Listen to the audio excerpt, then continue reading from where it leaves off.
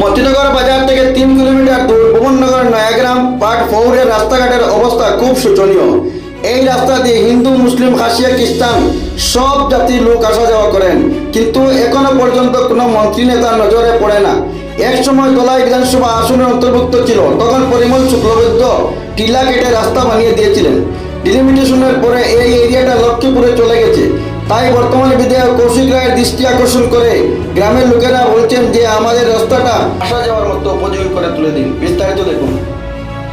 নামটা মনীন্দ্র রায়। স্যার রাস্তা এটা দেখা যাচ্ছে, হ্যাঁ এটা কোনো কাজ হয়েছিল? ওইটা আজ 17-18 হয়ে। আচ্ছা, এখন এখানের এমএলএ কে? এখন তো এখন বর্তমানে কৌশিক রায়। আর আগে কে আসলো?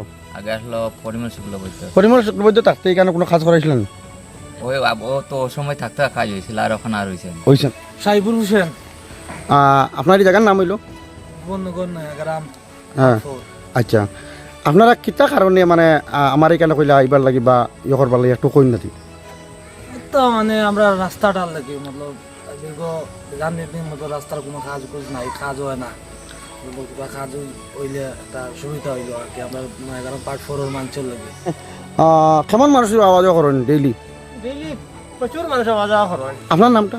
বাবুল মিয়া। এই জায়গাটা পড়ছে নয়াগ্রাম, নয়াগ্রাম, ভুবননগর নয়াগ্রাম পার্ট 4। আচ্ছা। আর রাস্তা এগুলোর কন্ডিশন কিতা মানে আটি যেতে পারো নি? রাস্তা করতে বেশ কন্ডিশন খারাপ এগুলো। আচ্ছা, একদম মেঘু দেওয়ার মানে বৃষ্টি পড়ার বাদে সাইকেল লিয়া পর্যন্ত বারণি যায় না। এখানে কেমন মানুষ আছেন মানে এটা বসত বার করে থাকতা? বর্তমানে এখানে তো 20 পরিবারের মতন আছে। আচ্ছা। আর যেদিকে আইসো মানে ঢুকো এই সাইডে কেমন আছেন আরো? এই সাইডেও বেজায় বেশি মানুষ আছে। এখানেও হিন্দু মুসলিম মিলাইল নি জায়গায়? হিন্দু মিলাইল, খাসিয়াও মিলাইল। আচ্ছা, আর একটা কথা কই যে আপনারা যে অত ভিতরে এদিকে যাওয়া আসা করো, কোনো অসুবিধা হয়ে যেতে চাইছে?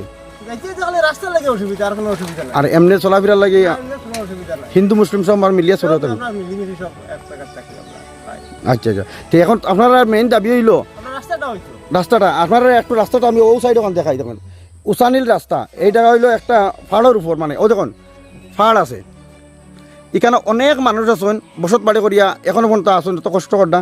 কিন্তু আজগু 12টা স্বাধীন হওয়ার অনেক দিন হয়ে গেছে, কিন্তু একদিনও কোনো মানুষ এখানে পৌঁছছে না বা কোনো সাংবাদিকে পৌঁছছে না।